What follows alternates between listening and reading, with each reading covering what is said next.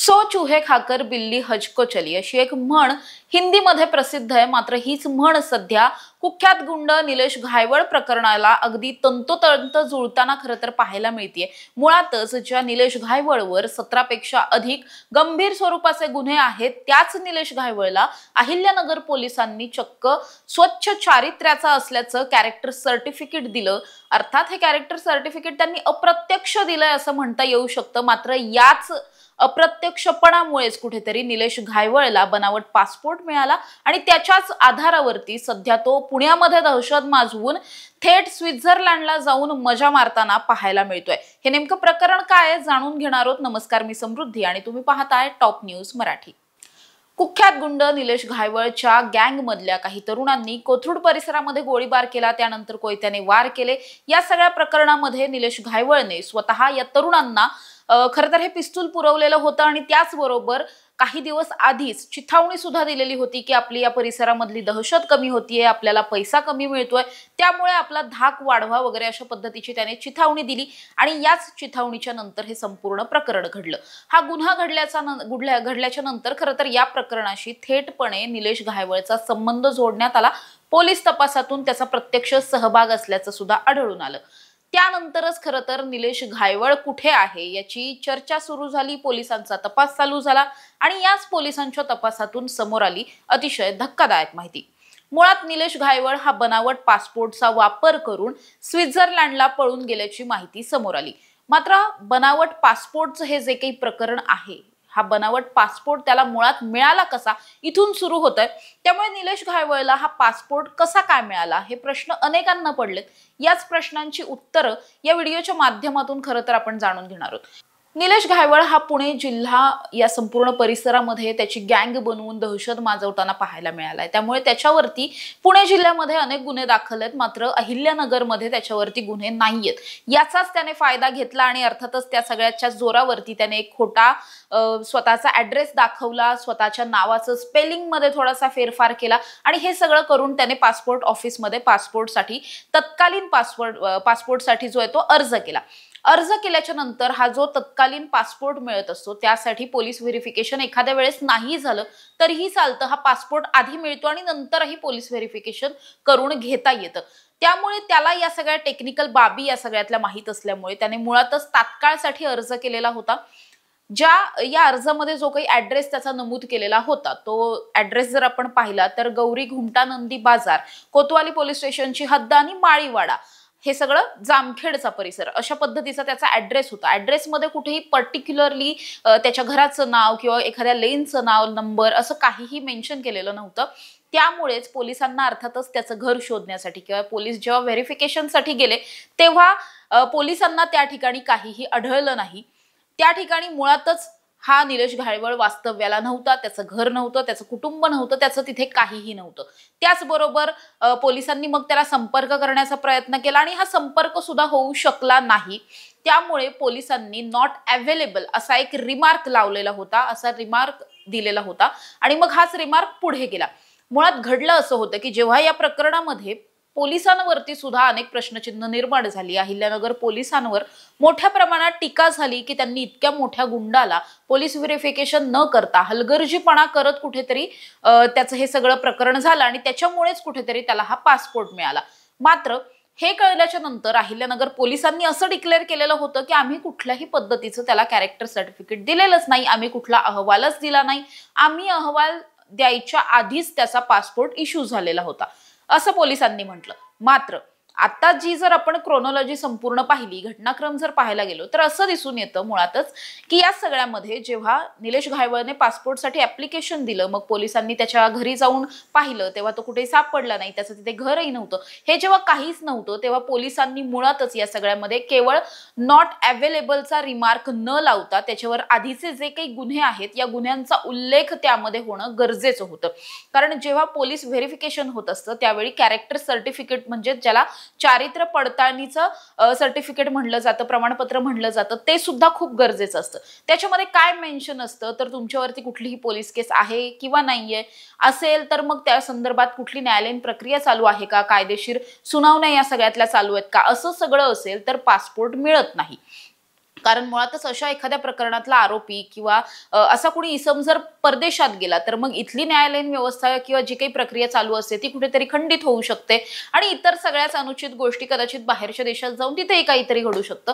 अशा सगळ्याच अनुषंगाने मुळातच ज्याच्यावर पोलीस केस असते किंवा मग पोलीस केस एखादी चालू असते, कोर्ट कचेरी चालू असतं, त्या दरम्यान पोलीस व्हेरिफिकेशन मध्ये जर तसं काही आढळलं तर कॅरेक्टर सर्टिफिकेट मध्ये तसं मेन्शन केलं जाते आणि मग पासपोर्ट मिळण्यासाठी बऱ्याच अडचणी येतात। त्यामुळे मुळातच जेव्हा नॉट अवेलेबलचा शेरा देण्यात आला, रिमार्क देण्यात आला, त्यावेळी हे सुद्धा मेन्शन करणं पोलिसांनी अतिशय गरजेचं होतं की त्यामध्ये या निलेश घायवळवर इतके गुन्हे दाखल आहेत, हा इतका नामचीन गुंड आहे, हे सगळं त्याच्यामध्ये मेन्शन होणं गरजेचं होतं। पोलिसांनी केवळ 2 शब्दांमध्ये हा सगळा अहवाल संपवला, नॉट अवेलेबल म्हणून। आणि पोलिसांचं नॉट अवेलेबल म्हणणं म्हणजे केवळ तो तिथे प्रत्यक्षात आम्हाला भेटला नाही इतकंच होतं।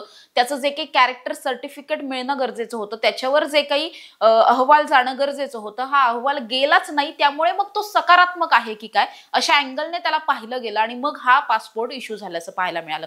जर पोलिसांनी नॉट अवेलेबल बरोबरच त्या ठिकाणी याच्यावर जे काही गुन्हे दाखल आहेत किंवा तो पुणे जिल्ह्यामधला किती मोठा गुंड आहे, टोळी प्रमुख आहे, या सगळ्याचा उल्लेख केला असता, त्याच्यावर आधीचे कोणकोणते गुन्हे दाखल आहेत हे जर सगळं पोलिसांनी त्यामध्ये मेन्शन केलं असतं तर मुळात हा पासपोर्ट त्याला इश्यू झालाच नसता। त्यामुळे जरी अहिल्यानगर पोलिसांनी थेटपणे त्याला स्वच्छ चारित्र्याचा असल्याचं कॅरेक्टर सर्टिफिकेट दिलं नाही, मात्र तुम्ही शांत राहिलात, तुम्ही कुठलाही अहवाल दिलाच नाही, याचा अर्थ तो अहवाल सकारात्मक आलाय की काय अशा पद्धतीने हे सगळं घेतलं गेलं आणि त्याच्यानंतर हा पासपोर्ट इश्यू झाला। मुळात आता या सगळ्या प्रकरणामध्ये अहिल्यानगर पोलीस कुठेतरी हात वर करताना आपल्याला पाहायला मिळतात। या प्रकरणामध्ये पुण्यातल्याच एका वरिष्ठ प्रतिनिधींनी, एका मोठ्या चॅनलच्या प्रतिनिधींनी सुद्धा या सगळ्यामध्ये आत्ताचे जे पोलीस अधीक्षक आहेत सोमनाथ घारगे यांना संपर्क केलेला होता। त्यांच्याशी बोलताना त्यांनी असंच सांगितलं की आम्हाला निलेश घायवळ त्या ठिकाणी त्या ॲड्रेसवरती आढळून आला नाही, कोतवाली पोलीस स्टेशनच्या हद्दीतला जो ॲड्रेस होता त्यावरती, त्यामुळे आम्ही नॉट अवेलेबल असा रिमार्क दिला आणि तोच पुढे पाठवला।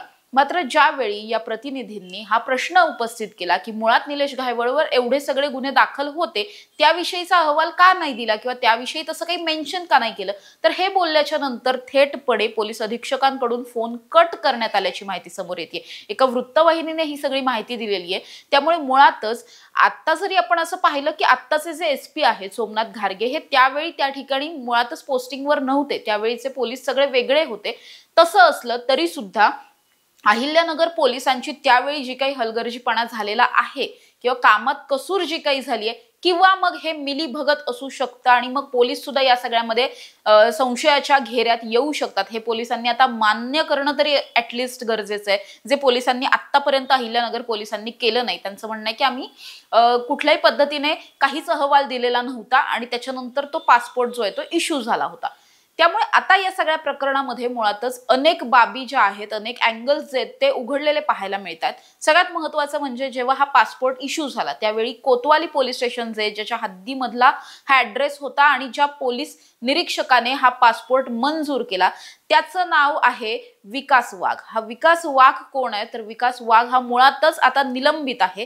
त्याच्यावर पुण्यातल्या एका महिलेवरती लैंगिक अत्याचार केल्याचा एक गुन्हा होता आणि त्या केसमध्ये त्याला अटक करण्यात आली, त्याच्यानंतर त्याचं निलंबन झालं, त्यामुळे तो सध्या नोकरीमध्ये नाहीये। त्यामुळे त्याची सुद्धा या सगळ्यात चौकशी होणार आहे। मुळात निलंबित असलेला एखादा अधिकारी जर आपण पाहायला गेलो तर त्याच्यावरती जर लैंगिक अत्याचाराच्या प्रकरणातला गुन्हा आहे तर मुळातच या सगळ्या निलेश घायवळ प्रकरणामध्ये जेव्हा त्याच्या थ्रू हा पासपोर्ट जो आहे तो मंजूर झालेला होता, मुळात त्याची भूमिका या सगळ्यातली प्रचंड संशयास्पद वाटते। जाणून बुजून हे ठरवून केलेलं होतं का किंवा त्याचे आणि निलेश घायवळचे काही संबंध आहेत का, त्याने कुठेतरी या सगळ्यामध्ये काही अर्थकारण आहे का, अशा सगळ्याच अँगलनी आता पुणे पोलीस तपास करताना आपल्याला पाहायला मिळतात। या सगळ्या प्रकरणामध्ये पुणे पोलीस जे आहेत ते पोलिसांचं पथक एक अहिल्यानगरमध्ये सुद्धा गेलंय, त्या ठिकाणी सुद्धा सगळा तपास चालू आहे, पुण्यात सुद्धा तपास चालू आहे। त्याचबरोबर आता जी काही माहिती समोर येते त्या माहितीच्या आधारे जसजसं पोलिसांनी या सगळ्यामध्ये निलेश घायवळ आणि त्याच्या टोळीचे, त्याच्या कुटुंबाचे कुठेतरी आर्थिक नाड्या आवळायला सुरुवात केली, कारण 10 पेक्षा जास्त बँक अकाउंट फ्रीज केलेले आहेत, त्याच्यामध्ये 38 लाखांपेक्षा जास्त कॅश आहे। अशी सगळी कॅश आणि ही बँक खाती फ्रीज केल्याच्या नंतर आता व्यवहार करणं या सगळ्या कुटुंबियांना वगैरे अवघड झालेलं असणार आहे। आणि त्यानंतर आता असं पाहायला मिळतंय की निलेश घायवळचं संपूर्ण कुटुंब सुद्धा फरार आहे। निलेश घायवळची स्वतःची पत्नी, त्याची 2 मुलं, त्याचा भाऊ, अशा पद्धतीने त्याचं जे कुटुंब आहे, मुख्य कुटुंब आहे, ते संपूर्ण कुटुंब ना पुण्यातल्या घरी आहे ना ते अहिल्यानगरमध्ये आहेत। पोलिसांचा तपास चालू आहे। हे लोक नेमके कुठे गेलेले आहेत याविषयीची काहीही माहिती समोर आलेली नाही। निलेश घायवळला परत आणण्यासाठी त्याचं कुटुंब सापडणं, त्यांची चौकशी होणं खूप गरजेचे असणार आहे। मुळात आता तेच फरार झालेत, त्यामुळे या सगळ्या प्रकरणामध्ये पोलिसांसमोरची आव्हानं दिवसेंदिवस वाढताना पाहायला मिळतात। मात्र पोलीस सुद्धा या सगळ्या प्रकरणात काम करतात। पोलिसांनी यामध्ये बनावट नंबर प्लेटचा सुद्धा एक गुन्हा दाखल केलाय, बनावट कागदपत्रांच्या आधारे पासपोर्ट मिळवल्याचा सुद्धा गुन्हा दाखल केलाय। आणि आता या सगळ्याच्या नंतर ज्या कोणी हा पासपोर्ट इश्यू करण्यासाठी किंवा बनावट डॉक्युमेंट्स बनवण्यासाठी त्याला मदत केली निलेश घायवळला, ते सगळे सुद्धा रडारवर आलेले आहेत। या सगळ्यामध्ये एका माजी मंत्र्याचं नाव वापरल्याचा आरोप हा पहिल्या दिवशीपासून होताना पाहायला मिळतोय। त्यामुळे हा माजी मंत्री नेमका कोण त्याची सुद्धा चर्चा चालू झाली आणि त्याची सुद्धा चौकशी या सगळ्या प्रकरणात होणार आहे। त्याचबरोबर जे पोलीस त्यावेळी पोस्टिंगला होते अहिल्यानगरमध्ये, कोतवाली पोलीस स्टेशनमध्ये, त्या सगळ्यांची सुद्धा चौकशी होणार आहे। सगळेजण संशयाच्या भोवऱ्यात आहेत आणि आता या सगळ्यामधून नेमकं काय काय समोर येतं आणि या सगळ्या प्रश्नांची उत्तरं, जी अजूनही अनुत्तरित प्रश्न आहेत, त्यांची उत्तरं कधी मिळतात हे सगळंच पाहणं महत्त्वाचं असणार आहे। तुर्तास इथेच थांबूया। तुम्ही पाहत राहा टॉप न्यूज मराठी, आपला महाराष्ट्र, आपली बातमी। आदिशक्ती तू जयोस्तुते, आदिशक्ती तू जयोस्तुते। सामाजिक, सांस्कृतिक, वैद्यकीय, राजकीय, शैक्षणिक, औद्योगिक आदी विविध क्षेत्रातील महिला आज आघाडीवर आहेत। शारदीय नवरात्रोत्सवानिमित्त टॉप न्यूज मराठीवर पहा आधुनिक युगातल्या नवदुर्गांच्या मुलाखतींचा विशेष कार्यक्रम आदिशक्ती तू जयोस्तुते।